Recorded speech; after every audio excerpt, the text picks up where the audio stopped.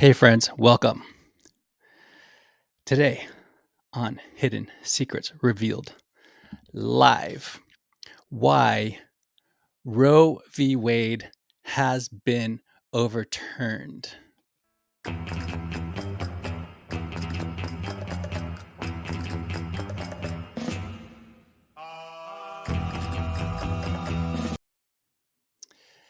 The idea is simple. Every day, Monday through Friday, I go live for about 10 minutes, usually. Today's going to be a little bit longer. I want to help you to look good, feel good, and smell good. In the process, I reveal the hidden secrets of the universe at no extra charge. Today on Hidden Secrets Revealed Live, this micro podcast live stream that I do just for the pure enjoyment of it. Lately, I've brought this up. I've identified the enemy. The enemy is limiting beliefs and logical fallacies that are preventing you from your full potential. Okay, I want to welcome you if this is your first time watching.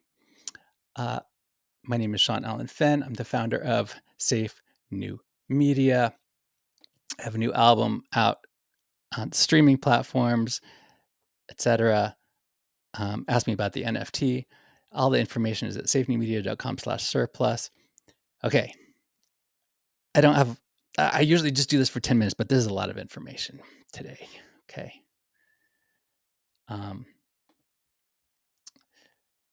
Today on Hidden Secrets Revealed Live, Roe versus Wade has been overturned by the U.S. Supreme Court due to the flaw in its logic.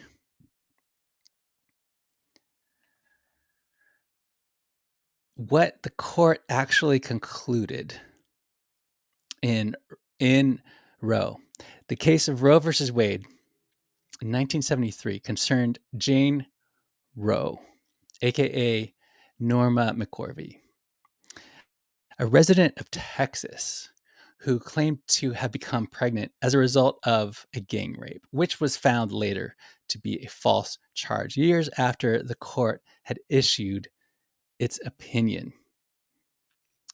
According to the Texas law at the time, essentially unchanged since 1856, a woman can have an abortion only if it is necessary to save her life. Because Rose's pregnancy was not life-threatening, she sued the state of Texas. In 1970, the unmarried Roe filed a class action suit in federal district court in Dallas. The federal court ruled that the Texas law was unconstitutionally vague and overbroad and infringed on a woman's right to reproductive freedom. The state of Texas appealed to the U.S. Supreme Court. Okay, this is some background information. By the way, my friends are watching on exclusive behind the scenes on Instagram at Safe New Media. Behind the scenes, exclusively on Instagram. Let's be friends on Twitter. Are we friends on Twitter yet? Okay. I'll be curious to find out who is with me on Twitter. Especially after this subject matter. Okay, if you want to go deeper, I set up this Telegram. There's a link in the comments for more info. If you're watching on YouTube and Facebook, I'm also going live on Twitch. All right, so that's the background.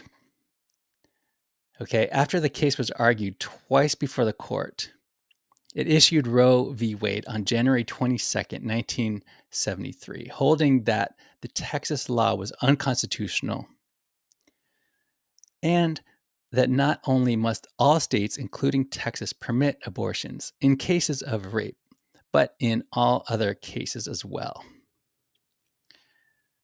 Okay, I'm going to give you this background. And I'm going to explain the logical fallacy, why Roe v. Wade has been overturned. In Roe, Justice Harry Blackmun, who authored the court's opinion, divided pregnancy into trimesters. He ruled that aside from procedural guidelines to ensure maternal health, a state has no right to restrict abortion in the first 6 months of pregnancy. Okay? You with me so far? Thus, a woman could have an abortion during the first 6 months of pregnancy for any reason she deems fit. It could be an unplanned pregnancy, gender selection, maybe she wants a boy instead of a girl. Who knows? Convenience or rape, doesn't matter. All right. By the way, leave a comment and smash that subscribe button. Even if you disagree with me, smash that subscribe button into submission. By the way, I'm just explaining the logic of the situation. All right. That's it. Again, you're watching Hidden Secrets Revealed live. If this is your first time watching Hidden Secrets Revealed live, this is a production of Safe New Media, unconventional, diversified global digital media company devoted to the practice, administration, and dissemination of the ideologies of its founder, yours truly. It is not a cult. This is definitely not a cult. Follow me on Spotify. There's a link in the description if you're on Facebook and YouTube. If you are a seeker, let me be your guide to discover divine truth for yourself. Now, back to the background of the Roe v. Wade case. Okay, so I mentioned because of the Roe v. Wade ruling, a woman can have an abortion, no matter what, for any reason. Okay, restrictions in the 6th trimester.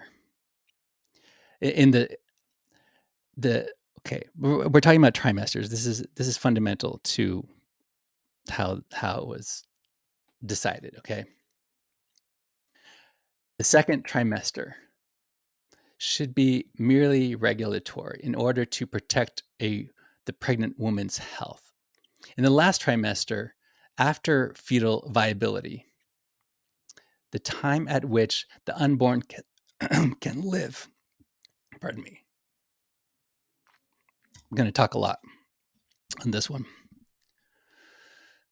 All right. After fetal viability, the time at which the unborn can live outside the womb. This is significant.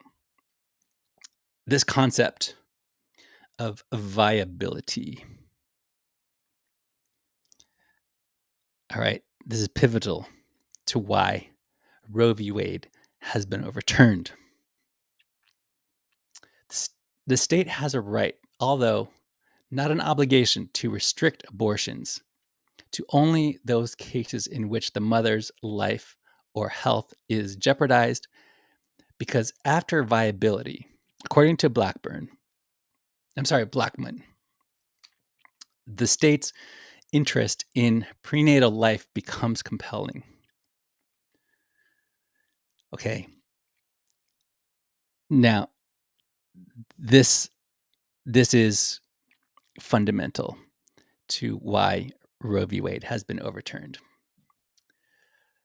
Okay, therefore, the state's interest in prenatal life becomes compelling. Okay, therefore, it does not prevent a state from having unrestricted abortion for the entire 9 months of pregnancy if it so chooses. Are you still with me? The flaw in logic, why Roe v. Wade has been overturned, has to do with viability. Viability. A baby can live outside the womb at 24 to 28 weeks. Now with today's modern medical advances, a baby can live outside the womb at 21 to 22 weeks. Justice Blackmun, the justice who ruled Roe v. Wade, claimed that a state only has a compelling interest in protecting prenatal life after that life is viable, which in 1973 was between 24 and 28 weeks of gestation. Because the viability line is being pushed back in pregnancy, now it is between 20 early as 20 to 24 weeks. As a result of the increased technological sophistication of incubators and other devices and techniques, Justice Sandra Day O'Connor made the comment in her dissent in Akron versus Akron Center for Reproductive Health, Inc. in 1983 that Roe is on a collision course with itself. In other words, if viability is pushed back far enough, the right to abortion will vanish for all practical purposes. That is, in principle, a state's interest in viable fetus. The state's interest in that viable fetus can extend back to conception. Furthermore, Blackmun's choice of viability as the point at which the state has a compelling interest in protecting prenatal life is based on a fallacious argument. This is why Roe v. Wade has been overturned, because it is based on a fallacious argument. Remember, the enemy is limiting beliefs and logical fallacies. That is the enemy that we're fighting. That is what prevents our full human potential. The argument is the state should not take one theory of life and force those who do not agree with that theory to subscribe to it. Okay? All right, but now listen. To claim, as Justice Blackmun does, that the court should not propose one theory of life over another, and that the decision to abort should be left exclusively to the discretion of each pregnant woman, is to propose a theory of life that hardly has a clear consensus. It has all the earmarks of a theory of life that morally segregates the unborn from full-fledged membership in the human community. For it, in practice, excludes the unborn from constitutional protection. You're still with me? This is a lot of information. I usually do this for 10 minutes, but we're going to go longer.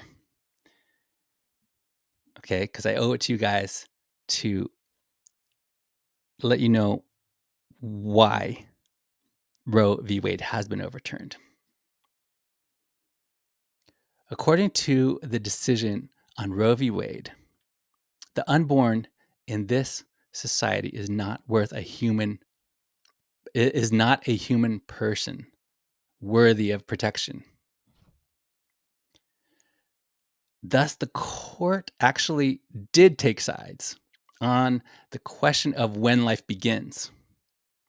It concluded that the unborn is not a human person because the procedure permitted in Roe, abortion, is something that the court itself admits it would not have ruled a fundamental right if it were conclusively proven that the unborn is a human person.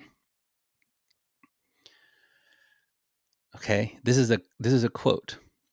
If the suggestion of personhood of the unborn is established, the appellant's case, of course, collapses, for the fetus's right to life is then guaranteed, specifically by the 14th Amendment. Okay, you guys still with me? All right, I'm talking a lot. Pardon me for one sec.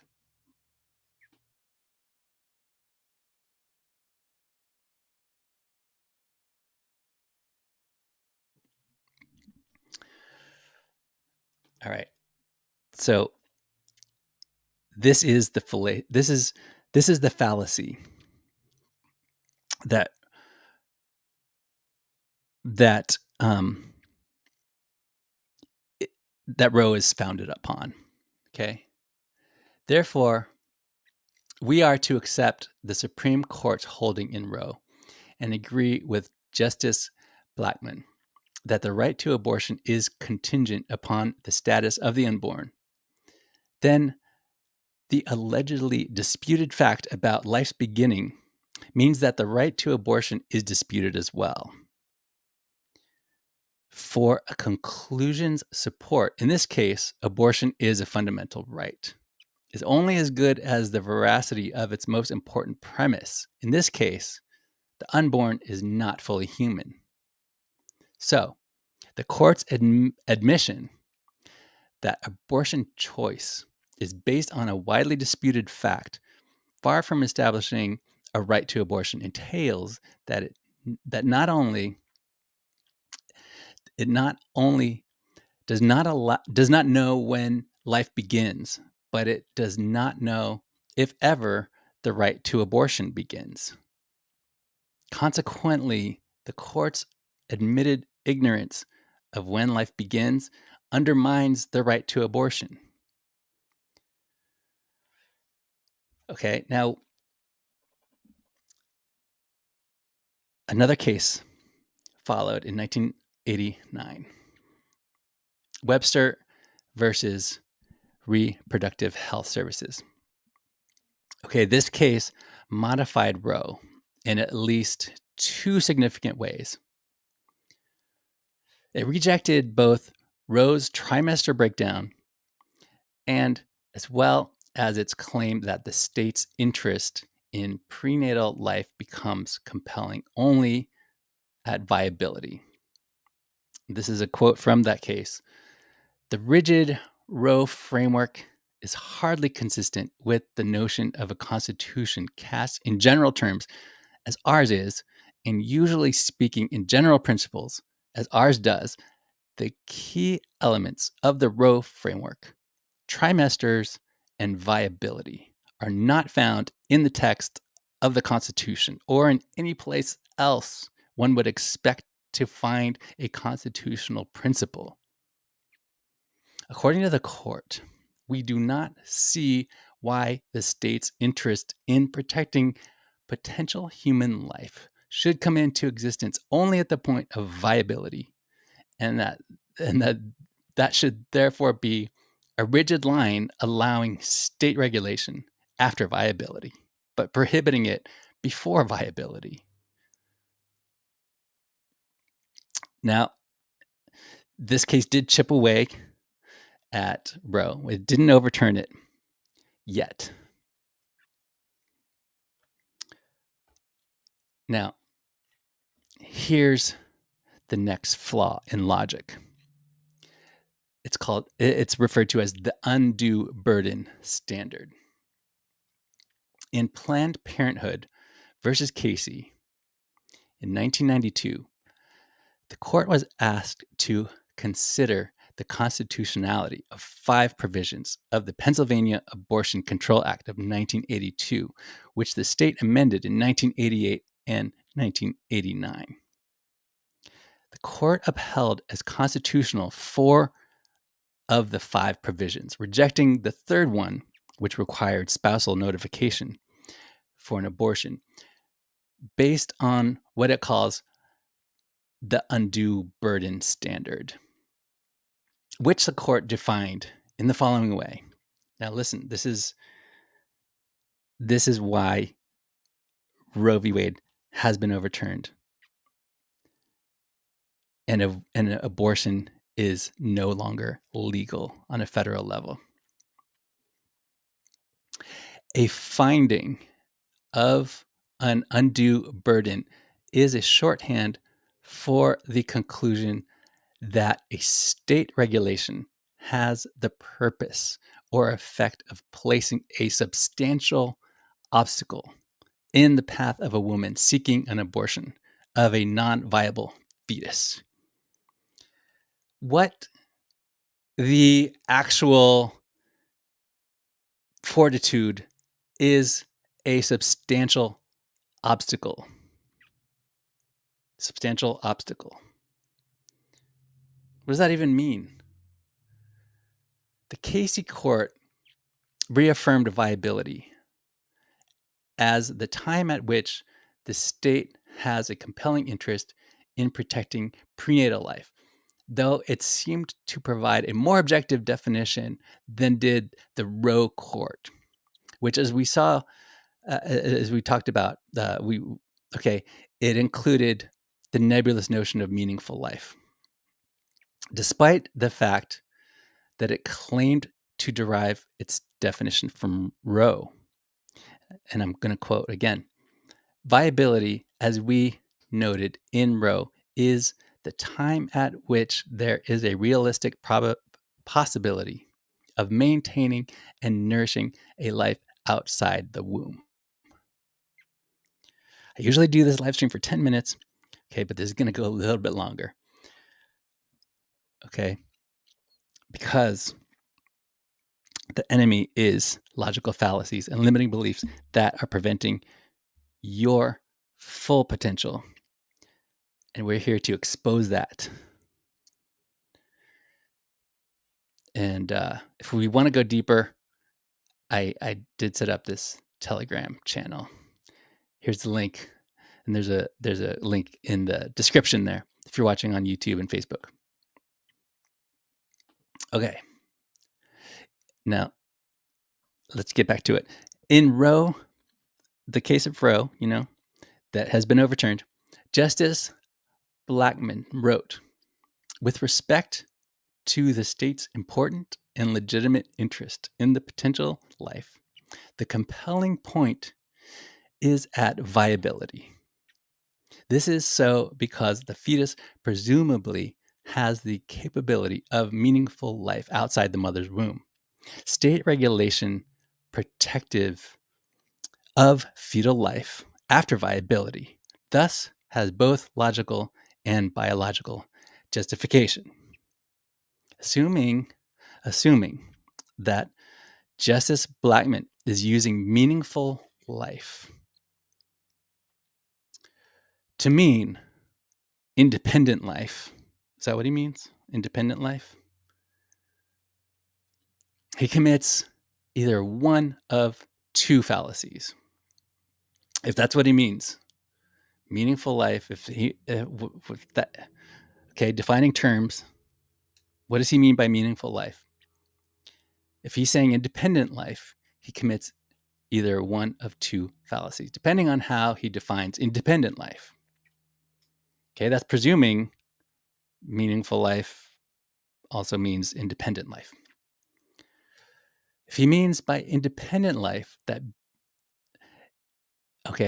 a being that does not require the physical resources of another particular being in order for it to survive, for example, a viable fetus, then Blackmun's argument is circular reasoning. Circular reasoning is a logical fallacy. Okay, in that case, he is arguing that viability is justified as the time at which the state's interest in prenatal life becomes compelling, because at that time the fetus is an independent life or viable. However, if Blackmun means by independent life, if he means meaningful, when he says meaningful life, if he means separate and distinct, a separate and distinct being, even if it does require the physical resources of another particular being in order for it to survive, for example, one of two conjoined twins who share vital organs, then the unborn has independent life from the moment of conception, and viability is merely the time at which it need not physically depend on its mother in order for it to survive.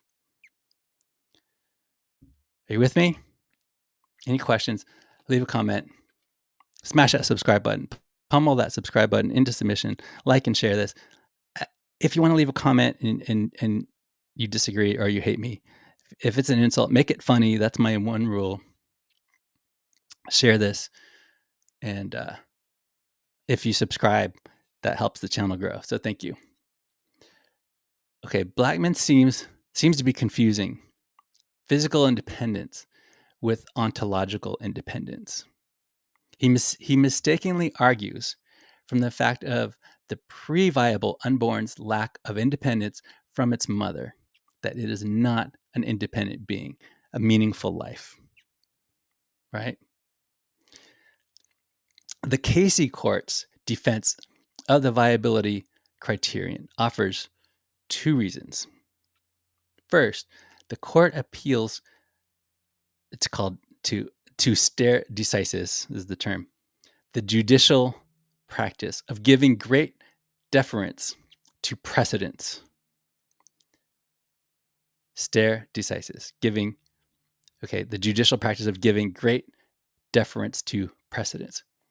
Okay, but because the precedent to which the court appealed, Roe, relies on fallacious reasoning to ground the viability criterion and is thus a precedent that is not justified, this first reason has no merit. Okay, this is a quotation. Viability, as we noted in Roe, this is a quotation from the Casey Court's defense. Viability, as we noted in Roe, is the time at which there is a realistic possibility of maintaining and nourishing a life outside the womb so that the independent existence of the second life can, in reason and fairness, be the object of state protection that now overrides the rights of the woman. This argument is as fallacious in Casey as it was in Roe. The court first defines viability, and then, from that premise of biological fact, draws the normative conclusion that it is only fair and reasonable that after viability, the state has a right to protect the unborn, right? So, in order to legalize abortion, the Supreme Court decided that whenever a human being cannot live on its own because it uniquely depends on another human being for its physical existence, it is permissible for the second human being to kill the first in order to rid the second of this burden. Okay? There it is. That's the arbitrary standard called undue burden. All right, I've gone a bit long. I appreciate you guys for staying with me. In conclusion, I'm going to wrap it up with this. In conclusion, the reason why Roe v. Wade has been overturned is simply error correction. The Supreme Court is now correcting an error, which is a sign of intelligence. So, thank you, Supreme Court. This is the same Supreme Court. This is the highest authority in the land. Same Supreme Court that rejected the former president's case, threw the former president's case out of court, that the election was rigged, and people were okay with that. So, you got to be okay with Roe v. Wade being overturned, because this is why. It was fallacious. All right. I appreciate you guys. I have spoken.